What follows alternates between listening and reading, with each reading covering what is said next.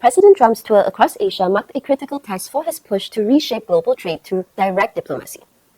With new agreements struck and others still hanging in the balance, the trip could define the next phase of his administration's global trade strategy.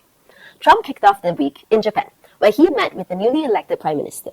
The two leaders pledged what Trump called a new golden age in US-Japan relations, finalizing a deal that will see Japan invest $550 billion in the US over the next few years. In return, the US lowered tariffs on Japanese imports to 15%, including cars and critical minerals, a move investors see as deepening supply chain cooperation between the two allies.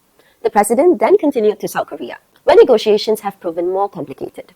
Seoul has agreed to invest $350 billion in the US, but both sides remain split over how the funds will be deployed upfront versus project by project. Trump nonetheless said the deal was close to finalize, signaling progress before heading to Malaysia.